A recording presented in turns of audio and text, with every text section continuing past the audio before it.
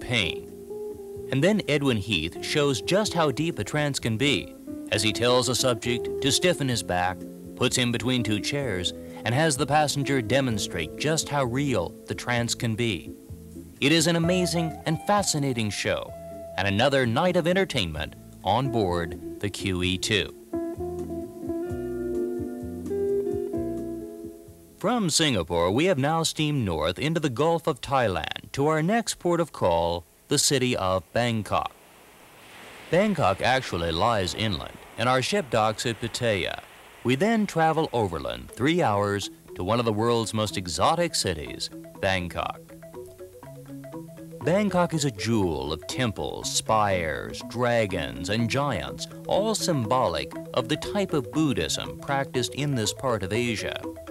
Among Bangkok's more notable attractions are its 300 temples, or wats as they are better known, scattered throughout the city.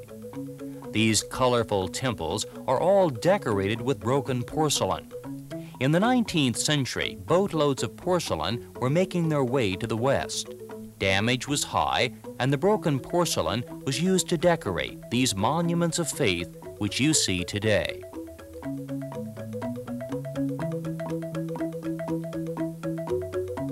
Produce sellers set up their stalls on the streets and sell their products to the passing customers.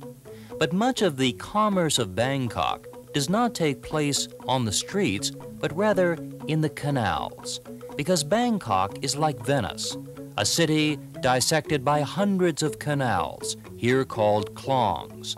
They are the thoroughfares of commerce, and so let's take a ride through the floating markets of Bangkok and see some of the true Thai life in this, our 14th port of call on the Great World Cruise.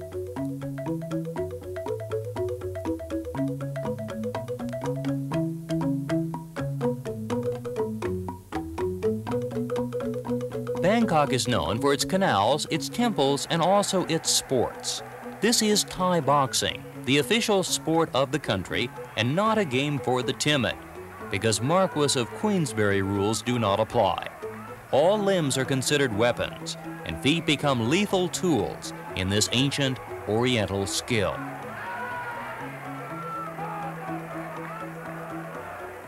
But in spite of this seemingly vicious sport, the Thai people are actually very gentle by nature, and saffron-robed monks are a common sight here at the Royal Palace. This is one of the greatest sights of the world. It rivals the Taj Mahal. Reds, blues, golds, all joined together into a symphony of color in this, the most imposing monument of the Far East.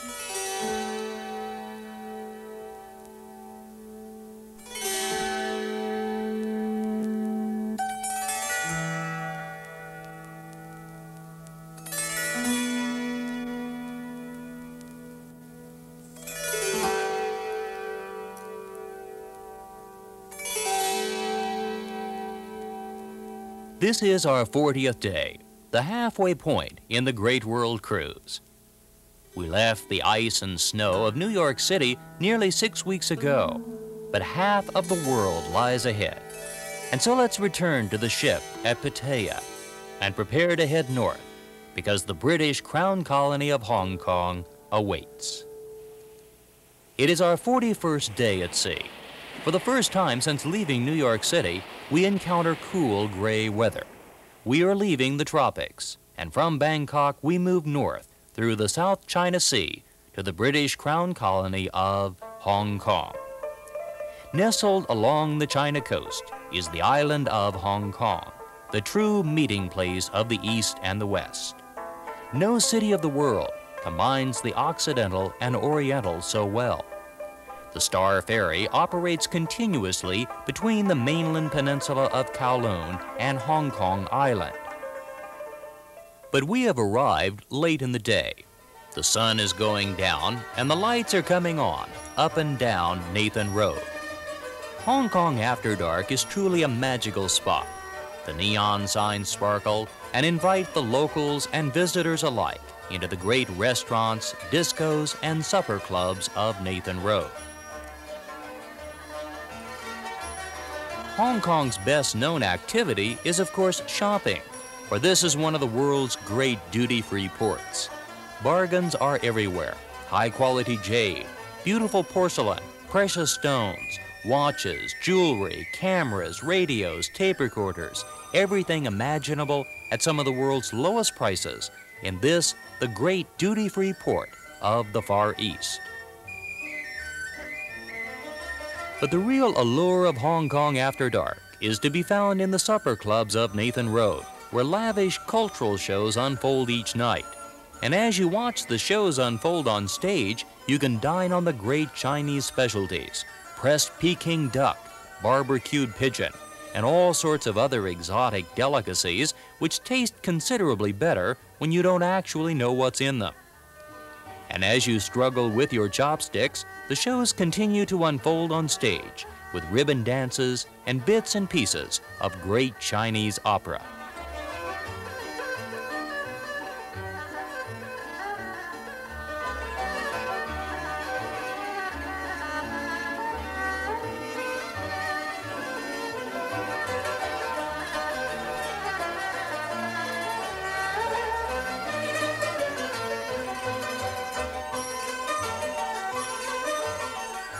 The following morning, we leave Kowloon and head across the harbor and around Hong Kong Island to the village of Aberdeen, the floating city, home to 250,000 people who live permanently on the boats.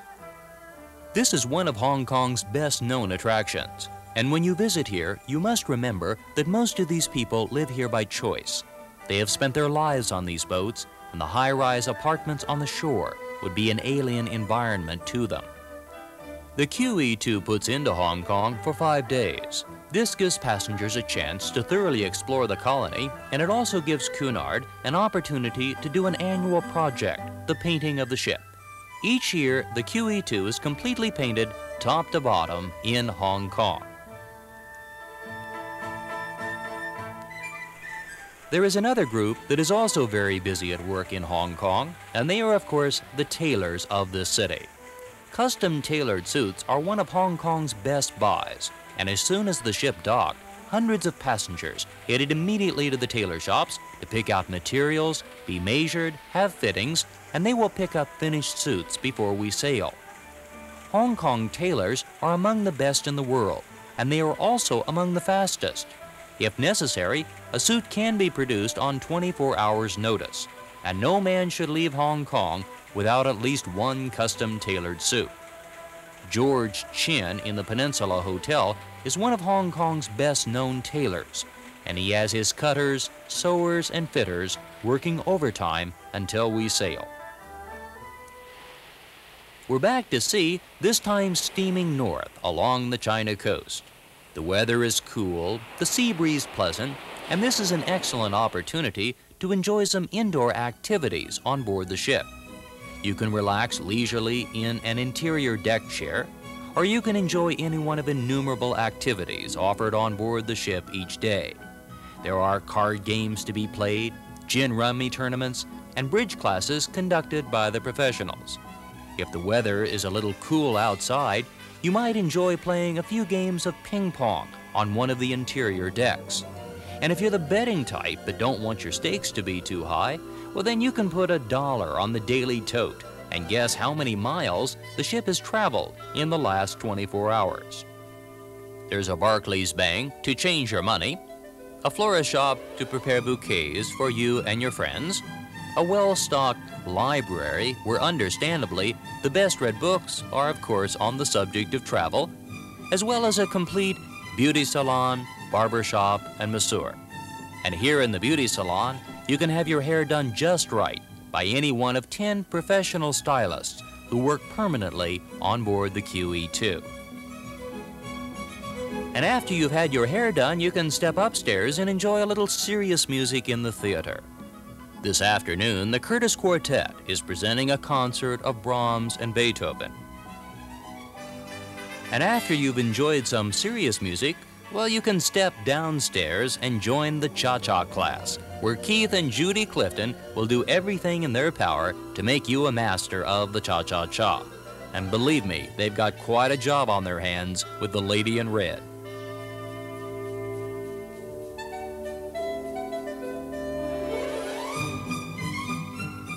Big orchestras and ballroom dancing are still very much a part of life at sea, and the dance classes help to make it more fun for everyone involved.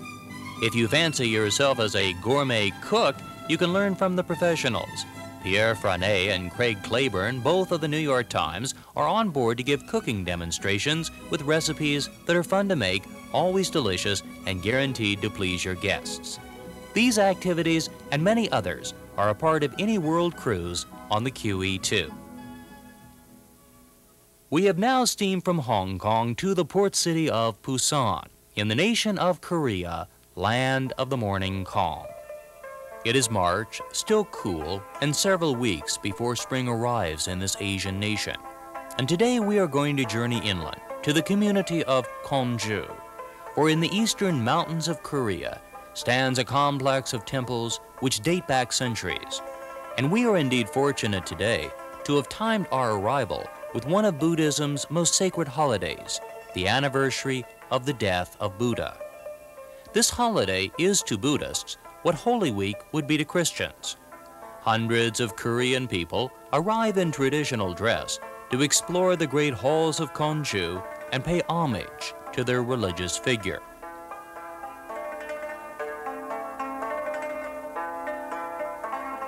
This is also a favorite spot to have your photograph taken, and the courtyards, stairs, and halls are an endless parade of people posing in front of these majestic monuments here in the eastern mountains of Korea at Gwangju.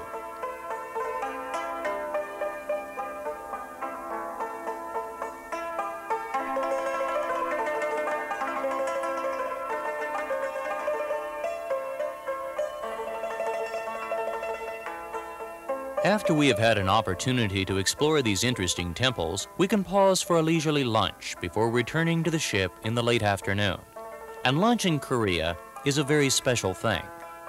Today we join two Koreans at a low table covered with 27 different dishes, each exotic, spicy, delicate, reflecting the culinary skills and traditions of the Korean people.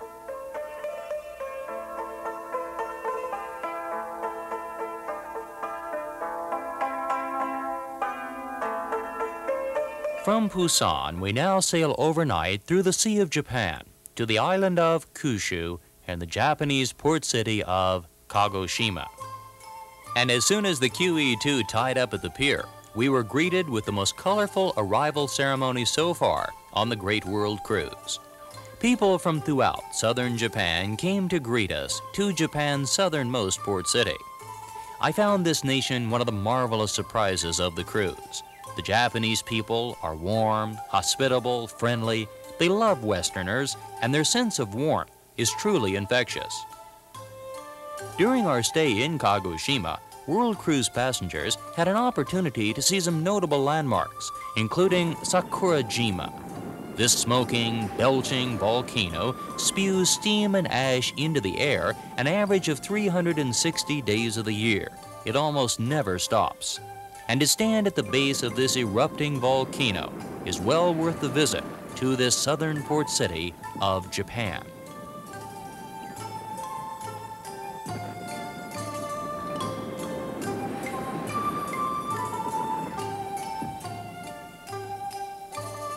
From the base of the volcano, we now journey by ferry boat across the harbor to the Isu Gardens to observe a quieter side of Japanese life, as is exemplified in the traditional tea ceremony. For here in one of the world's most heavily industrialized nations, the old traditions still linger on. This lovely kimono-clad woman prepares the tea using slow, methodical movements, each of which is important to the ceremony as a whole. And as you watch this very solemn event, you grow to understand some of the multifaceted characteristics of this unusual nation and these very interesting people.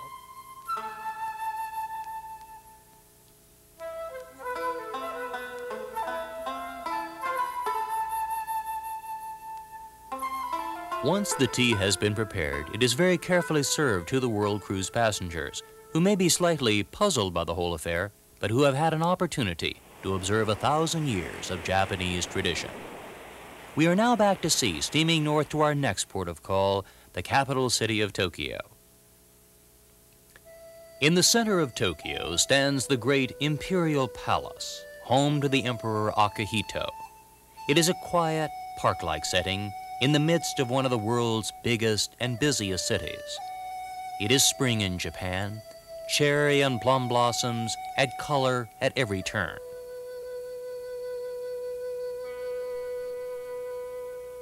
But the real heart of Tokyo is here, the Ginza, the Four Chome, the Four Corners, the busiest intersection in this, one of the biggest and busiest cities of the world. I have never been to a city outside of New York where I felt the sense of life and vitality on the streets that you find here in the Japanese capital of Tokyo. At Asakusa, on the northern side of Tokyo, thousands of people gather in a festive mood on Sunday mornings at this great Buddhist temple. But to understand the religious nature of the Japanese people, we're going to board a train in downtown Tokyo and journey a short distance south to the quiet, peaceful community of Kamakura. Kamakura, immediately south of Tokyo, is one of the great religious centers of Japan. Here, Shinto shrines, Zen centers, and Buddhist temples all stand side by side.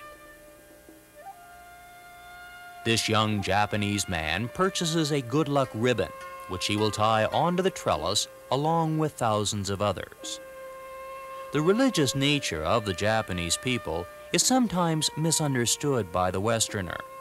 But the Japanese know exactly what they are doing, just as they have since the days when this, the great Kamakura Buddha, was cast. This 66-foot-tall bronze Buddha stares down serenely to the sea. It is one of the greatest sights of the world and something that should be seen by any visitor to Japan. In the same way that Christ influenced the Near East and in time the West, Buddha influenced all of the Far East. And to truly understand the Oriental mind, one should understand some of the philosophy of this important figure of religious history. Tokyo by day may be very interesting, but by night it's another world. Tokyo has the biggest and busiest neon signs in the world outside of Las Vegas, and a walk through the Ginza after dark will quickly convince you that this is one of the world's most cosmopolitan cities. Disco dancing abounds. The Japanese have tried everything Western except the game of cricket, and Tokyo stands today as a monument to Western influence here in the Far East. And how will they get about for their night on the town? Well, for the average person, it's still the subway. Tokyo has one of the best subway systems in the world, and a ride on this system will give you a chance to observe the Japanese people in a very ordinary and daily situation. This 10-line system fans throughout the city and is a joy to ride, except during rush hour, when the crowds become so monumental that they employ people known as stuffers, whose job it is to stuff the crowds far enough into the cars so that they can get the doors closed.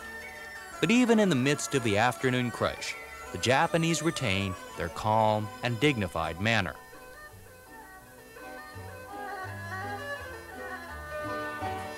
And what will they do for their night on the town? Well, Tokyo offers many different things, including pachinko, a favorite game with the Japanese. Pachinko is played in parlors. You go into the parlor, you purchase a box of steel balls, you insert them into this machine, they then drop at random, accumulating a score. You have absolutely no control over it whatsoever. If you win, you'll get something exciting, like a bar of soap. Pachinko is noisy, fast, mesmerizing, and the Japanese adore it. And another thing they adore are ships. During our stay in the Tokyo port city of Yokohama, this line never ended. Hundreds of thousands of people filed by just to look at the QE2. And when we sailed, this was the scene on the pier. 250,000 people came to wish us bon voyage. And as you look out over this crowd, as far as the eye can see, you quickly realize that this is indeed the greatest ship in the world.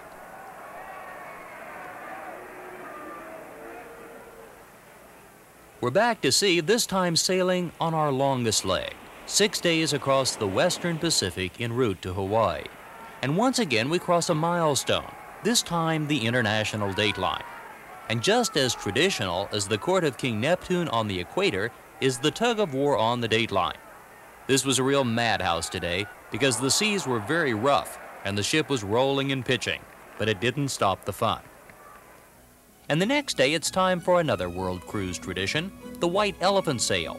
We've now been to 17 ports, and everyone has purchased at least one souvenir they should never have bought. So the ship holds an auction to sell it all. The stuff doesn't disappear, it simply changes hands. While you're enjoying the good life at sea, this man will attend to your cabin needs. His name is Ken Ford, and he is one of 100 cabin stewards on board the QE2. He'll make your bed, fluff your pillows, and keep your cabin tidy, and he'll also bring you breakfast in bed. Ken has been sailing for the Cunard Line for more years than he's willing to admit.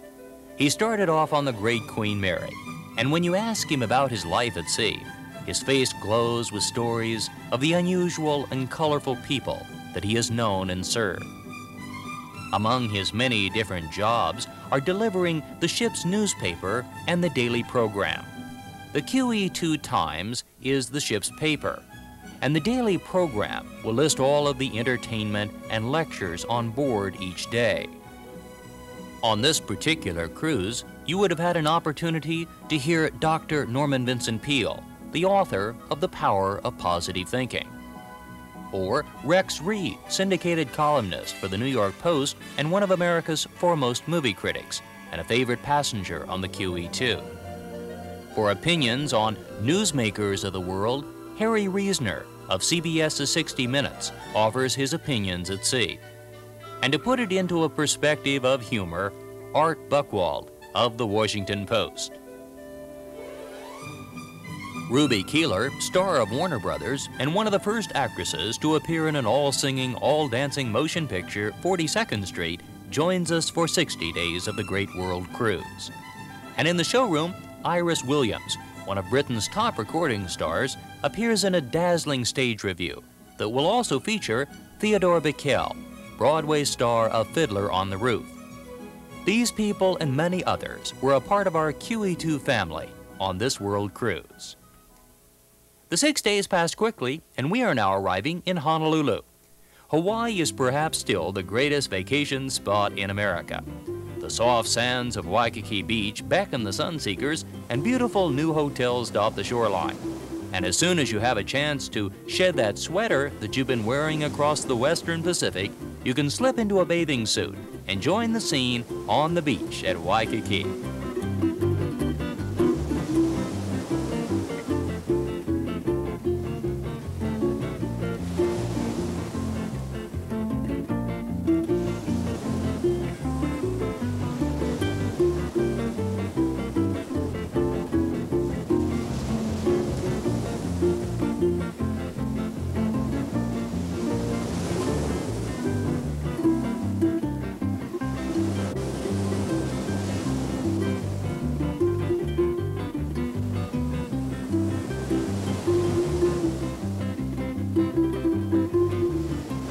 Hawaii is still the land of the beautiful people. Dark brown tans and sun-bleached hair are as much a part of this scene as the ever-present surfboard. Surfing is, of course, the #1 sport in Hawaii. And if you're visiting here, you can take a few lessons, try a few gentle waves, and eventually you may be ready to try the roaring surf on the north shore of Oahu.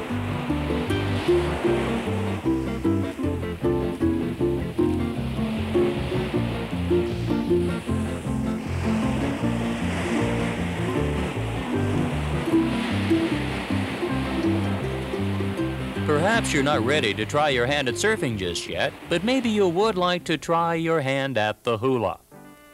Well, there's no better place to see how it's all done than at the Kodak Hula Show at Kapiolani Park, off the beach at Waikiki. This show is sponsored several times a week free by the Eastman Kodak Company. Well, it actually isn't free at all, because the gimmick is to get you to take an awful lot of pictures and use up an awful lot of film. But in spite of the somewhat commercial motives, it is colorful, and it does give you a chance to see all of the different Hawaiian dances.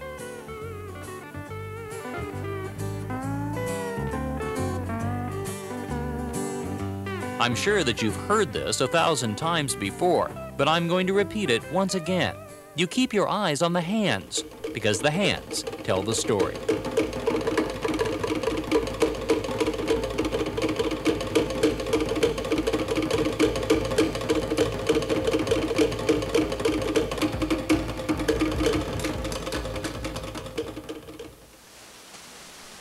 But to appreciate the true beauty of Hawaii, you need to leave the beaches of Honolulu and journey to the out islands or the back roads of Oahu. And so let's pause for just a moment and take a look at what time, nature, and the hand of God were able to create in this incomparably beautiful wilderness that we have come to know today as Hawaii.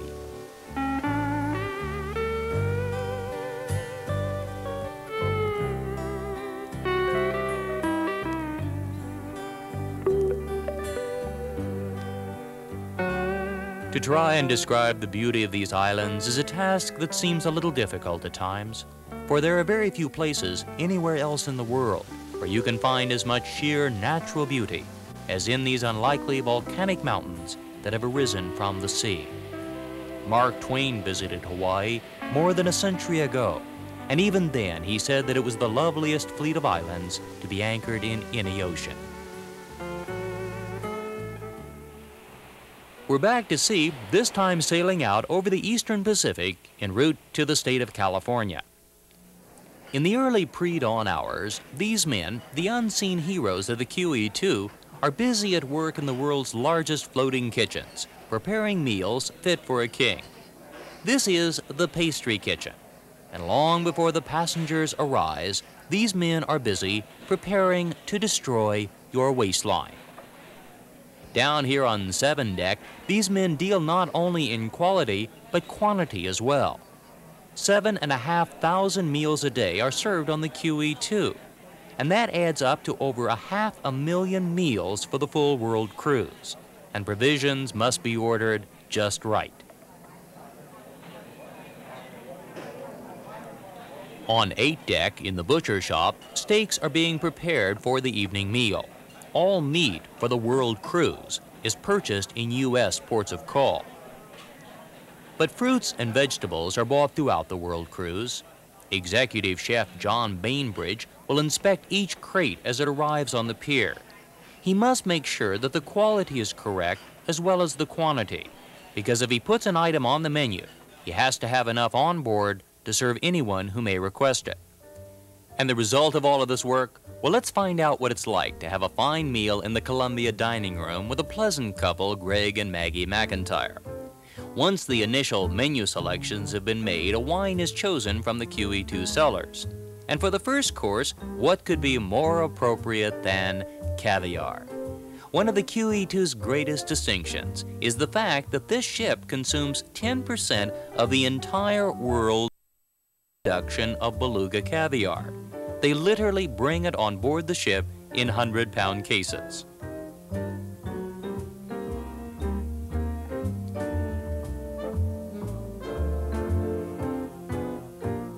And for the main course, tonight we're going to have a QE2 specialty, beef Wellington. This delicious pastry-wrapped entree is not on the menu tonight. Greg and Maggie have ordered it especially for the occasion. Cunard chefs will not only prepare anything you request, they actively encourage it. On 24 hours notice, they can and will prepare anything from bird's nest soup to a pizza. And for dessert, anything your heart desires. Tonight, Flaming Cherries Jubilee. Dining at sea is truly one of life's most elegant experiences. And to dine and live this way for 80 days is very special indeed. As Greg and Maggie relax to a short serenade, we steam out over the Pacific en route to our next port of call, the City of the Angels, Los Angeles, LA. The fountains sparkle at Century City. We are in Southern California, the land of palm trees, orange groves, freeways, the Sunset Strip, and of course, Hollywood. Yes, for everything else Southern California offers, the world still thinks first of Hollywood. From the great studios of this city have come the entertainment the world loves most, the movies. And this is the town that movies built. On Hollywood Boulevard stands a world-renowned landmark, the famous Chinese Theater. Its courtyard filled with footprints and handprints of the stars embedded in concrete. And on the boulevard out front, the Hollywood Walk of Fame. Thousands and thousands of bronze stars immortalizing those people who have contributed so much to the entertainment of the world.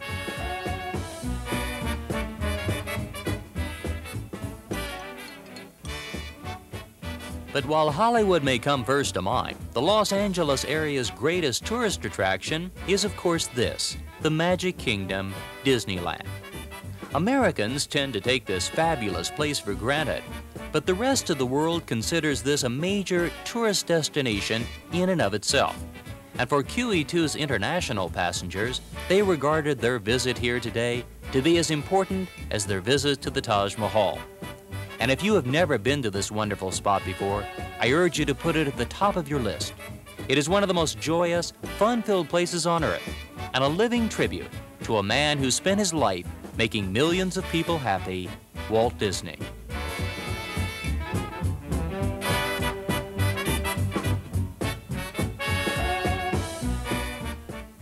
From Los Angeles, we now steam south along the coast of Baja to the sunny city of Acapulco. This is the classic Mexican resort, a necklace of hundreds of hotels around the famous Acapulco Bay. And among Acapulco's notable attractions is this, Quebrada, a tidal gorge where the surf crashes into the jagged rocks. Each afternoon, tourists gather here at the El Mirador Hotel to watch young Mexicans take the 130-foot plunge into the churning waters below.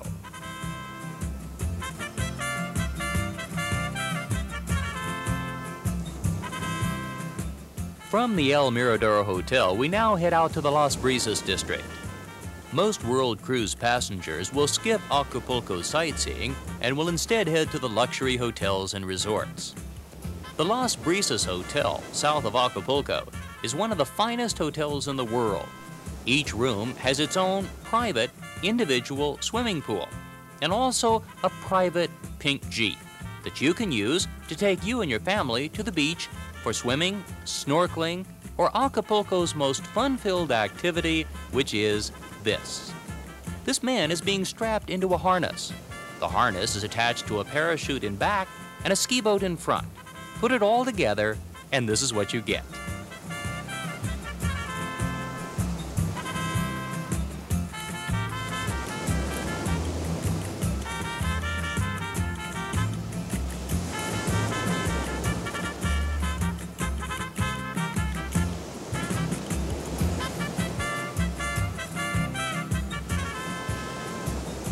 Acapulco, it's one of the great international resorts of the world. And we have just enough time to make our touchdown, slip out of our parachute harness, and catch the last tender back to the ship. Because tonight at sunset, the QE2 will steam south along the Central American coast in some of the most pleasant weather of our cruise. Most passengers will use this opportunity to relax out on the decks, but you might prefer to use the time to do a little bit of shopping. The QE2 has 9 different shops on board, offering a wide array of duty-free merchandise. The ship sells everything from liquor and cigarettes to ordinary drugstore items, moderately priced souvenirs, as well as high-quality jewelry, jade, porcelain, Waterford crystal, and Royal Worcester china. The prices, if not bargains, are at least reasonable, and it's a pleasant, fun way to shop and spend an afternoon at sea.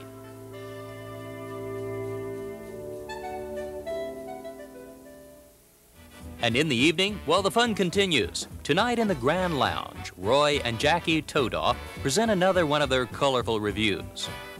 Cunard, as a steamship company, offers many different things, but the sheer size of this ship and the number of passengers aboard afford the line the luxury of presenting some of the most lively and colorful shows at sea.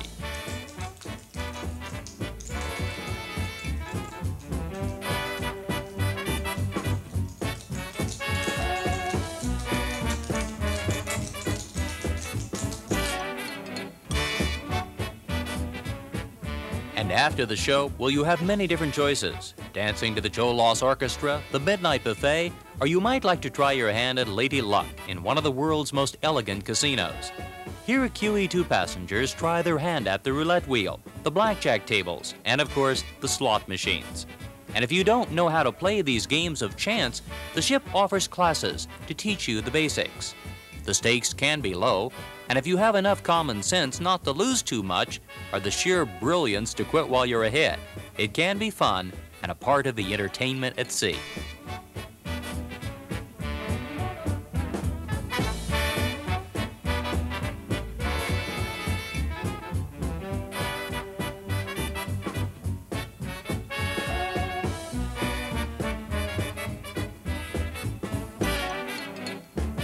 The casino stays open almost until dawn, but at dawn today, very few people will be asleep.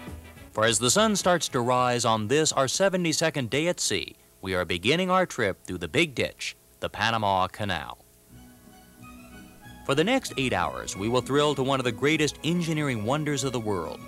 The statistics of lives and deaths, hopes and disease, hard work and money that went into creating this canal contrast sharply with the peaceful serenity today as we approach the Miraflores Locks on the Pacific side. Here the ship will be raised 54 feet in the first stage of a complex journey. The QE2 is the largest liner in the world to ever go through the Panama Canal. Clearance is as close as 18 inches in some of the chambers. 8 engines, known as mules, will pull the ship through the locks in a journey that will cost the Cunard Line $100,000. The QE2 pays the highest toll of any ship in the world. By contrast, the lowest toll ever paid was 36 cents by Richard Halliburton in 1928 when he swam through the canal. Once the Pedro Miguel and Miraflores locks are cleared, the QE2 will move across Gatun Lake, a 31-mile man-made lake that connects the Atlantic and Pacific locks. And on the far side of the lake, we will enter the Gatun locks. Over the next 2 hours, the ship will be lowered a total of 85 feet through 3 complex chambers. Passengers and crew members stand on the decks of the QE2 to watch this incredible machinery that has served shipping lines of the world since 1914, when the American government completed this project that had defeated the original French Canal Company. Inside the lock room at Gatun, we see some of the behind-the-scenes operations of the Panama Canal. Gauges, dials, and instruments record the opening and closing of gates and the rise and fall of water levels in the various chambers. On the blackboard, all of the ships at sea awaiting passage are listed, and if you look closely, you'll see our name. There we are, the Queen Elizabeth II, sandwiched between a tanker and a freighter. The people working in the lock room keep in constant contact by telephone with the other chambers to monitor the movement of ships through the canal. And outside, the mules are pulling the QE2 through another chamber as 67,000 tons of steel glide into the final lock. And once the last chamber is cleared, the gates are closed behind, and the QE2 is once again out to sea.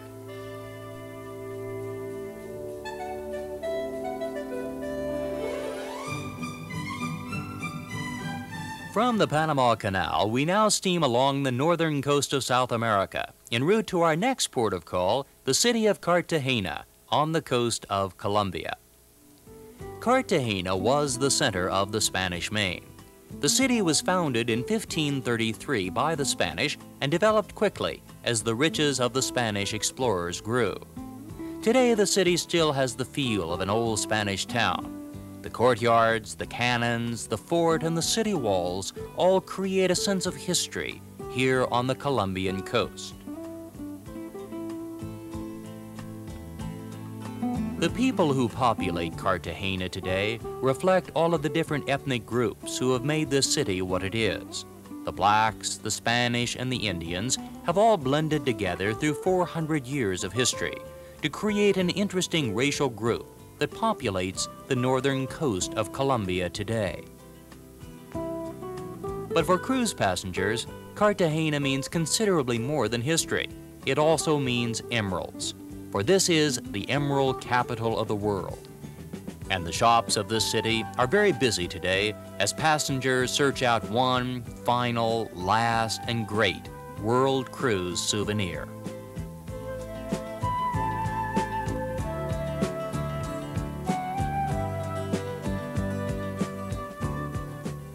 From Cartagena, we now move into the Caribbean and the island of Curacao. Curacao is a part of the Dutch Antilles. Its capital is Willemstad. The language is a form of Dutch, the architecture is gabled, and visually you'd swear that you were standing right in the center of Holland. But the atmosphere is pure Caribbean, warm, lazy, quiet, and a favorite spot with Americans searching out some of the winter sun. Curacao does have an economy based on industry. In fact, Royal Dutch Shell sends so much oil out of this island's refinery that Curacao is now the 5th busiest port in the world.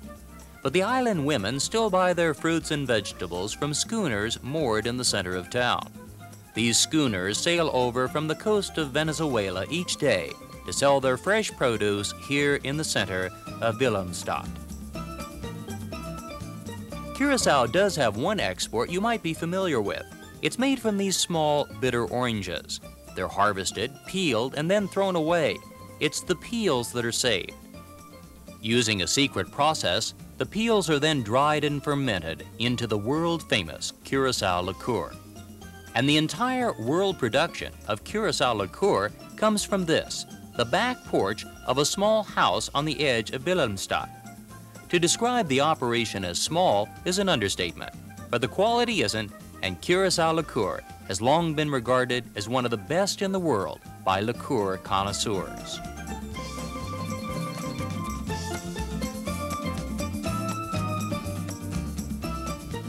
From Curacao, we now steam back through the Caribbean, first to Port Everglades, where we will debark many of our passengers, and then on to New York City, our final port of call on the Great World Cruise.